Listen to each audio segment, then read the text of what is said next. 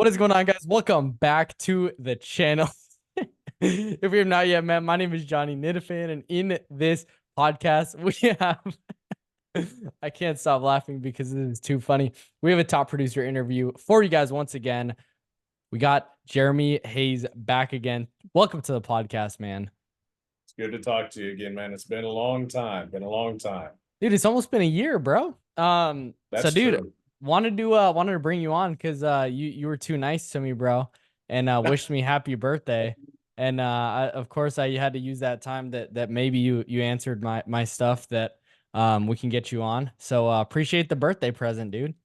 Absolutely. Well, I left you high and dry when it came to you asking me to be on for like 2.5 weeks when I was back in Kansas working on family stuff. So I had to make sure that I actually stepped up. That's 100% on me. I got no excuse for that. So that was my fault. No, you're a busy dude. 100K man, dude.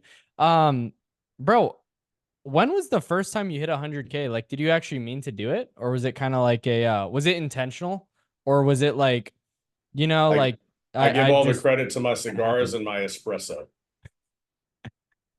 The nicotine and the caffeine, bro. It's the only way to keep it going and keep me from. No, I'm kidding. No, I did. I mean, my goal is to produce as much as I possibly can every single month. And it's not, it's not to sound, me well enough to know that I know I sound arrogant at times, but that's not the intention. Um, but I think that's the mindset everybody needs to have. If you go in and say, I have to hit this much, you're going to stress yourself out. If you go in and just say, I'm going to produce as much as humanly possible, I'm going to follow the systems day by day that I know work, and I'm going to put myself in a position to never have a bad month, you're never going to have a bad month.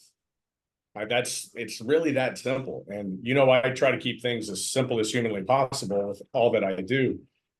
And I believe that, especially as the industry as a whole has exploded in the last 2 years, let's call a spade, it has erupted.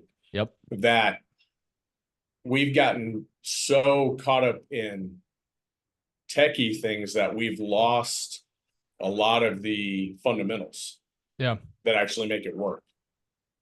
So I try to keep it to fundamentals and just use the new stuff to make me more efficient. Yeah. Was it So like what did you always think that you could hit like 25,000 a week, 100,000 a month, or was that something that you kind of had to unlock in your mind that you could do it? I knew that as I built more momentum, it was feasible and possible. When the first month I hit 100K last year was March. And when it happened, I honestly didn't look up until the end of the month. Yeah. And then when I saw it, I was like, oh, okay. And then I thought, for the first 2 months it happened, I thought, man, this is awesome. Third month it happened, and this is not to neg anybody out on it. I mean, push for it, obviously. But third month it happened, I was like, oh, that's a lot more clients to keep track of. Okay. So I had to reset and get even more efficient with my time and restructure my mornings, my evenings, and my weekends until I was able to bring on, some assistants to be able to help out with that stuff. And because I was like, I can't let them fall off the books. Yeah, for sure. I can't let them charge back. So you just have to, as you start writing more business and actually issuing, not just writing, but issuing that That's business, important. That's then 100% you, important. yeah, because I could sit here and say, like, in January I wrote 168,000, which I did. Well, there's still probably about 30K of that on the waiting, because some of it had to go fully underwritten. And I'm on those people like, stink on what. And they're like, yeah, I'm so sorry. I'm so sorry. Will it ever happen? I hope. But you have to restructure your days to be able to make it make sense. And so that's why sometimes when people say, man, I want to hit $100,000 consistently every month, then I lay out what that's going to look like for my team that I've started to build, and I lay out what that's going to look like and what that's going to require of them. Then sometimes they go, but I still want to have a life. I'm like, then don't hit 100K 5, 6, 7 months in a row, and Get rid of unless the you're willing life, to bro. use, Yeah, get unless rid you're of the life. willing, yeah, unless you're willing to hire people Yeah. to help you on the back end and pay yourself a little less up front for a while, then don't do it. So that's just business. Like Alex Hormozy, we all know who he is, obviously. Yeah. He said, if you want everything and if you want big things, you're going to have to miss out on a few things here or there to reach those goals. What does that look like for you? Besides my cigar. I mean, obviously you're not missing out on that. But like It's one of my what do you feel like? few little joys.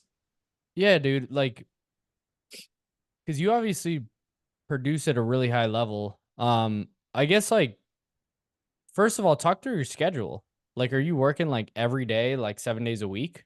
Or are you taking some days off, or what's that Sundays look off. like? So I run appointments Monday. It's my neighbors. That's my neighbors. But I had to get out on the patio. Yeah. I had to. I was cooped up in the office too much all day. You don't But smoke cigars inside? no, no. I don't need my place smelling like that. Guys, if you're if you're a new insurance agent watching this, insurance agents come in all shapes and sizes. Some smoke cigars, some don't. Chubby, So, bald, and cigars, baby. Chubby, bald, and cigars. Get excited. if you want to be $100,000 a month producer, that's how you do it. Chubby, bald, and cigars, baby. It's the only Eat way to more go. food, smoke some more cigars, and shave your head. We had a mutual separation. That wasn't really an option.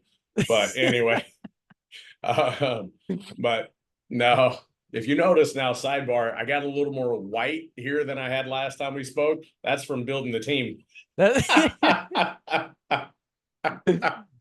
what agency building will do. I was about to say, dude, that's what selling insurance will do to you, dude. Not even just what the running team. a business will do to you. Oh, 100%, bro.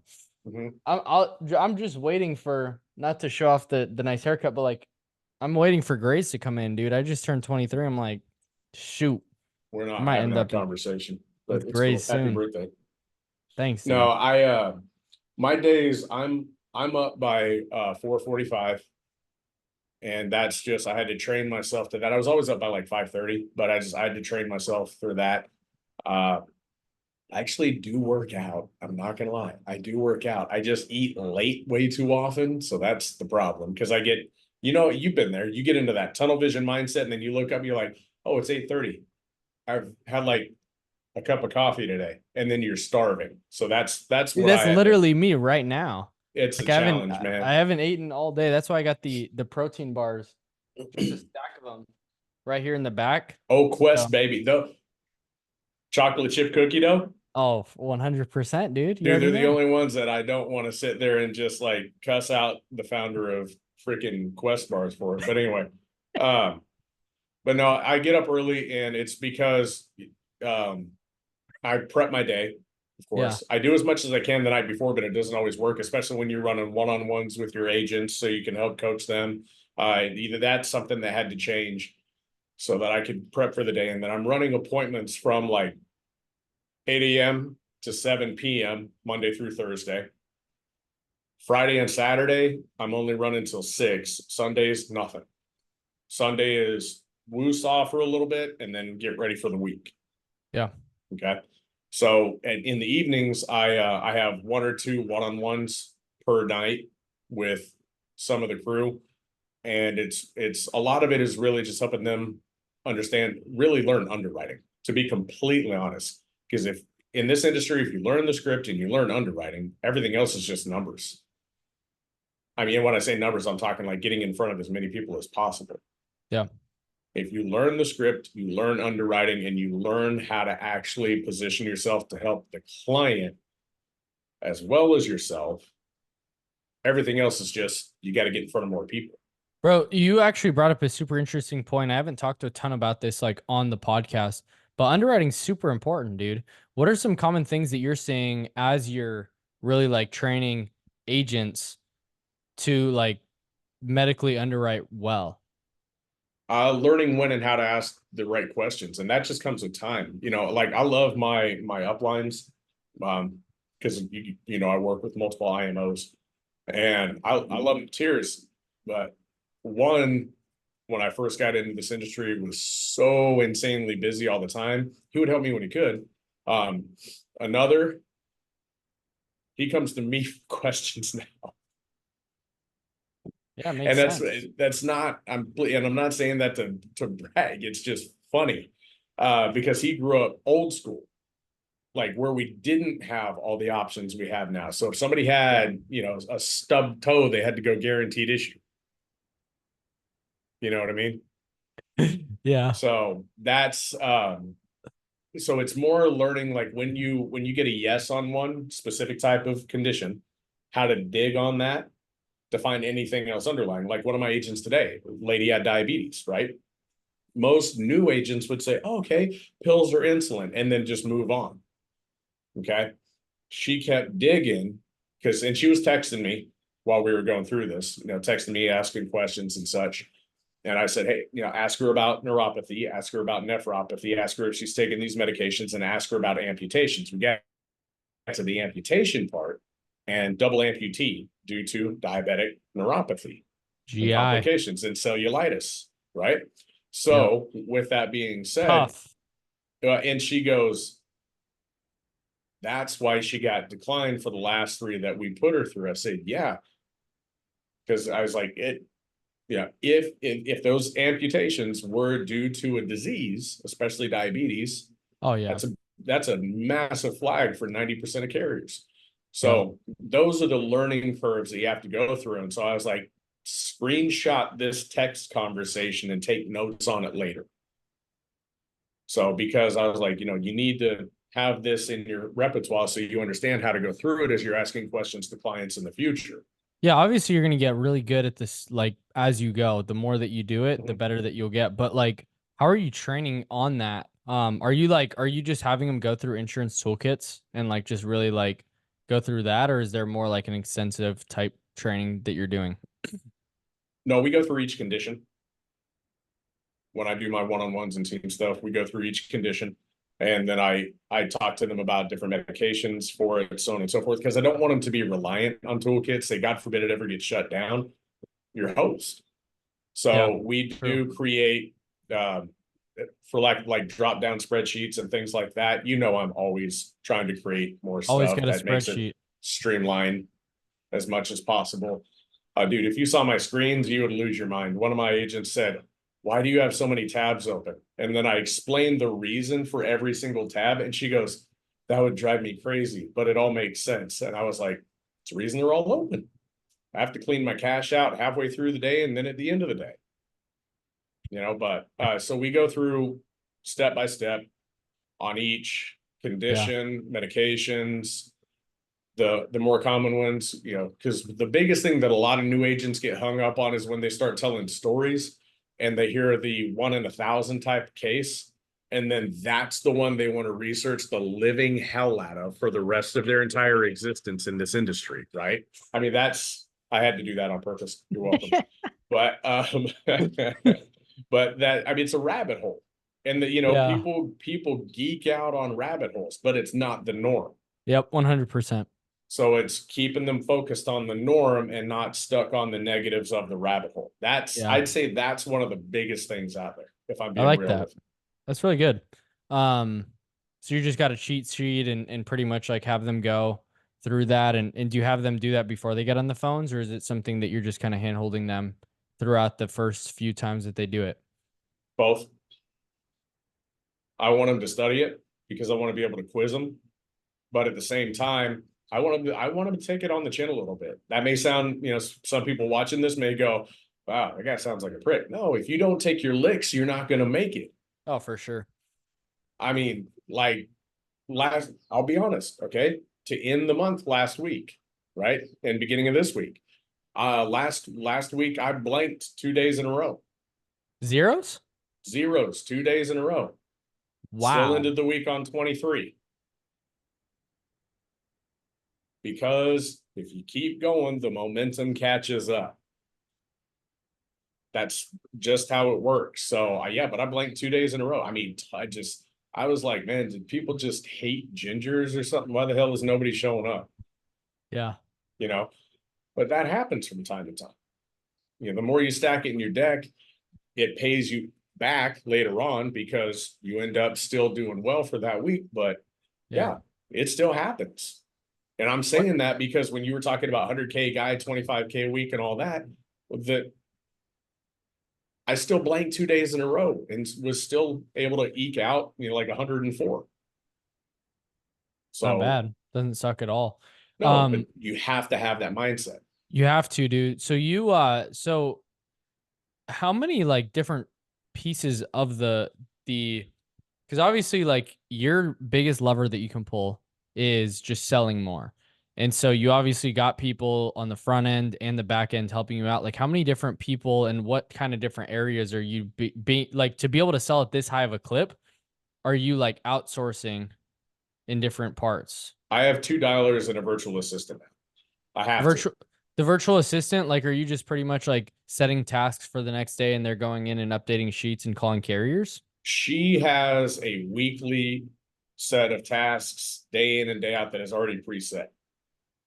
And like there's for this from this time to this time in the morning, you're doing this.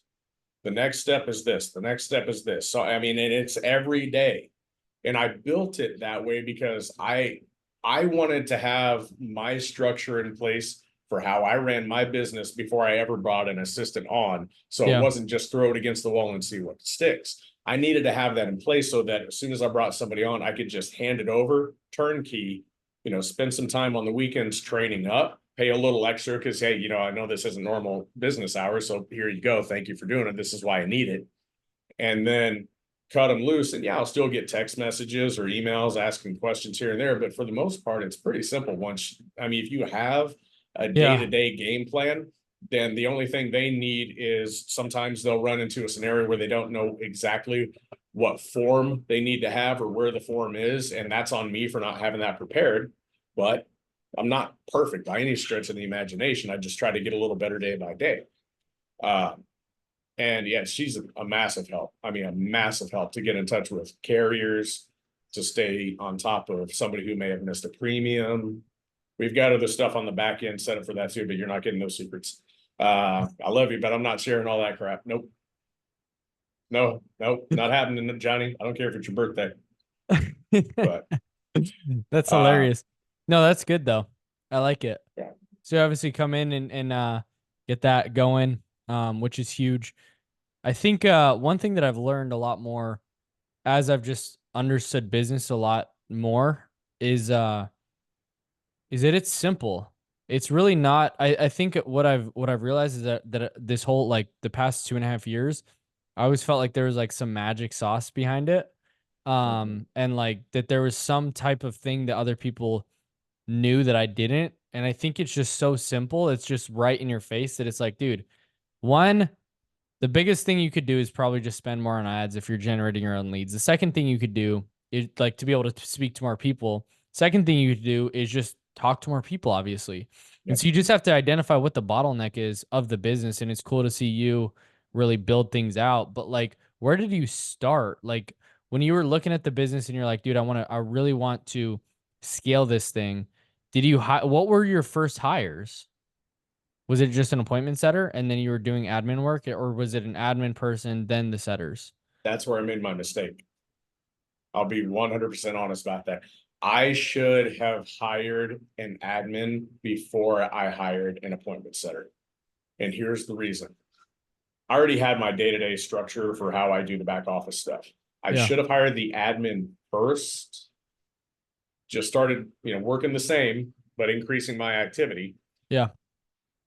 and hired the admin first. And then like a month later, brought on the dialer, because then as my numbers kept climbing, everybody would have grown with me. The strategies would have grown. The admin would have been just dialed in, tuned in immediately. So as I started bringing on newbies, I could have her handle all the onboarding instead of me having done it up until the last 2 months, you know. Yeah. That was my number one mistake, and I will admit that all day long. So folks, whoever's listening, when you get to that point, get a virtual assistant and admin before you hire a dialer.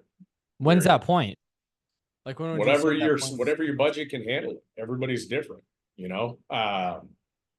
And so for me, dude, as soon as I hit my second 100K month, I should have hired an admin. As soon as, Honestly, but I I feel like didn't. before that though.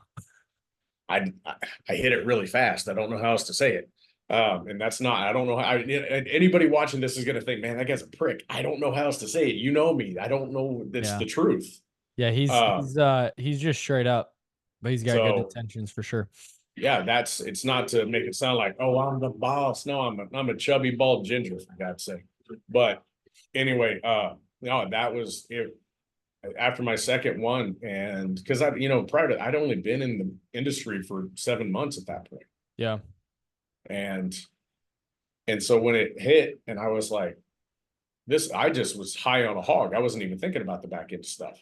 And I should have been. So, like I Super said, that's important. my mistake. And I'll share all my screw ups because it'll help somebody else not do it. Or it'll at least have them make fun of me. But when that was number one I should have done. Hire an admin before you hire a dialer, period. End of story. Because then, like I said, they can grow with you instead of now I'm trying to train them on the back end while now I'm also training new agents, constantly working with, like I had one of the VPs of one of the IMOs reach out to me and say, hey, I want you to take a look at this new product. I'm not going to name the carrier. He sent it to me. I said, why don't I have that yet? And What'd he say? he goes, I just wanted to see if you like it. I was like, yeah, I want it. So now it's on the books for what we can offer. And now I got to train everybody on that too, which I don't think will be a problem, but that's just the nature of the business. When you see all these, like, what's the hottest product in the industry right now? Let's call a spade a spade. What is the hottest Fika. niche? Huh? Fika all day. Who? Or are you talking about IULs? That's actually funny. You said Sika? Yeah. Yeah. Sika. And then Bro, everybody, bro. Like I'm surprised that thing hasn't gone out of business yet. well, and it's funny, they paused bringing on any Yeah. new agents for another Yeah. month, and it's because they did not have the infrastructure to handle the amount of business that's coming through. Because I'm on the phone with them probably 2-3 times a week, I and don't it's know not how because you anything get is through to going them, bro. wrong. I Huh? don't know how you get through to them, dude. Jesus Cristo. I'm kidding. Uh, It but seems like that, dude. It's like, you man, just got to say a Hail Mary and dial. But no, I call them and talk to them multiple triple times a dial the week. carrier. Yeah, triple dial the carrier. They don't pick up dial them 27 times. But Did you watch that podcast with John Wetmore? He talked about I love that dude. I Facebook message him often. He's a great guy. He cracks me up. But I I mean, remember he talked about that, and I was like, dude, that is so funny. yeah. One of my buddies, Jack, we were talking the other day. He goes, you know who reminds me of you? I said, who? He goes, Wetmore. I was like, I'll take that all damn day. It's a All good damn day. I'll compliment. take that. Guys, if you don't know who John Wetmore is, he's like I don't know, he's at like 150, 180, 200 million a year, something like that in life insurance volumes only, which is wild.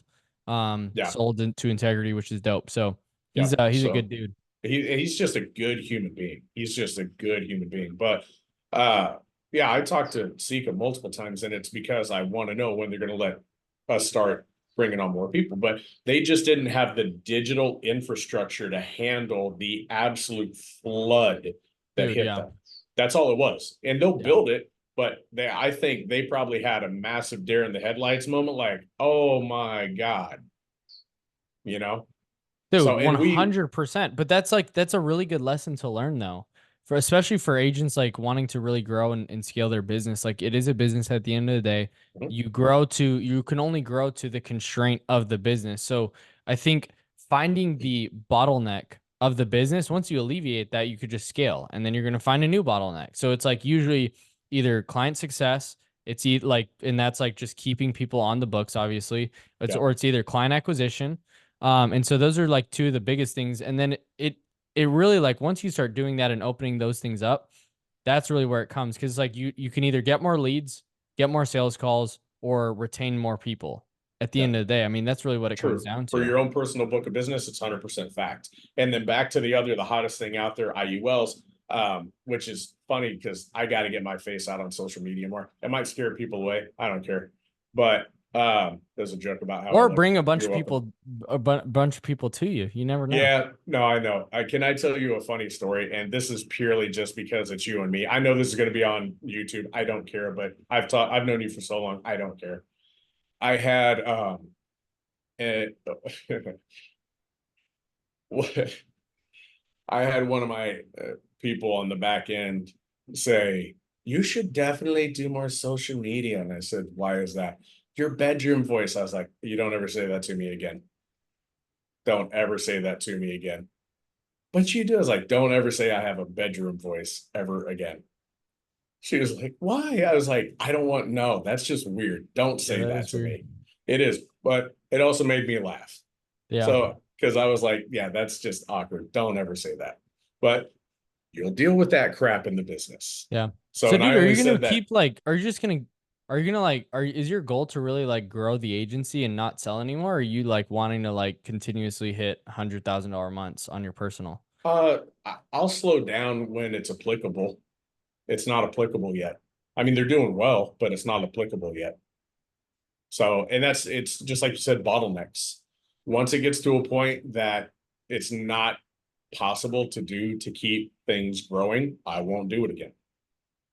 Yeah. Right now it is. But to IULs, and I forgive me for the little side note. I was like, I gotta tell him this because he may not laugh at it. He may keep a straight face on the podcast because he's on the podcast, but he'll give me hell for it later.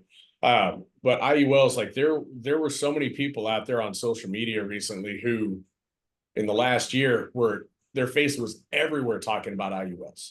And the funny thing is a couple of my guys used to like reach out to them for advice.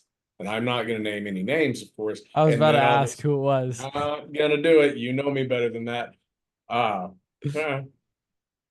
But a couple of my guys said that they got on Zooms with them, and these individuals who used to just put their face out there all the time talking about IUL actually had to apologize because they were teaching everybody how to build them wrong. Yep. And I'm Common. going, That's that's classic though. hilarious Yeah. because it means you didn't do your due diligence. Number one, you didn't call the carriers and ask.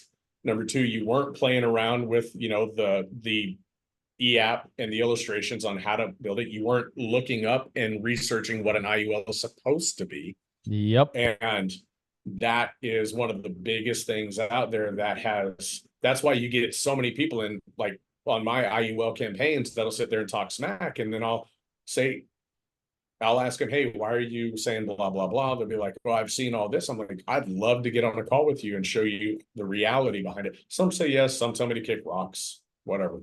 It is what But it is. yeah, but when you talk about IULs, infinite banking, all of that stuff, and anybody that's watching this, IULs and infinite banking, two totally different products. If you ever lump them together, you are selling somebody oceanfront property in Iowa. Stop it. They are not the same thing. Yeah. Dude, 100% right. So What, like, dude, I'm just curious, like, what would you recommend somebody to like, let me ask this question before because this is, I'm super interested. So when you're building out the infrastructure to be able to do $100,000 a month, where are you starting?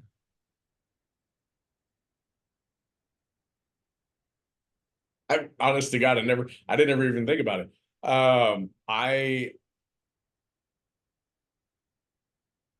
Actually, the first thing that I did was start looking at what I need to do at the beginning and the end of each day to make sure that it didn't slow me down during revenue generating hours. That was number one, if I'm being honest. And that's what I tell all my people is I'm like, listen, during revenue generating hours, you can send me a messed up meme, something like that. If you think it's fine, I'm fine with that. Sometimes we need that during the day. You know what I mean? Just something to make you laugh a little bit.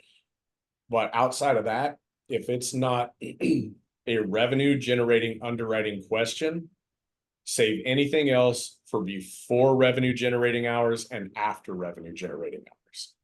And it's just because I want them to get into that mindset of not getting stuck on like, so how was your day? Oh my God, man. Like I got my client files so organized during the day. How many appointments did you run? Well, like two. What the hell are you doing? Why? Why? What? Dude, that's when you can pay your bills. Well, yeah, but this is important. Yes, do it before and after. And so that was number one. If I really think about it, that was the first thing that went through my mind, but it wasn't like I planned it. It was just second nature to me to make sure structure was there.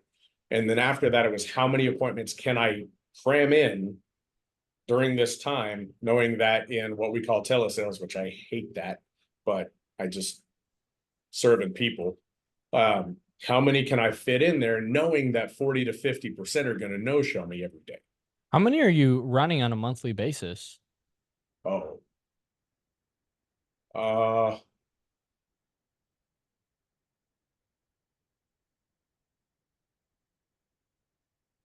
oh, 350 to 400. You're running those? No, that's what's on the Doing books. Half. so you're running 200 appointments. Yeah. So you're running 50 a week? Yeah. What's considered a presentation for you? Like an appointment? Like where you're actually showing them numbers? Once I get through and get them to the point where we're at the decision-making spot, yeah.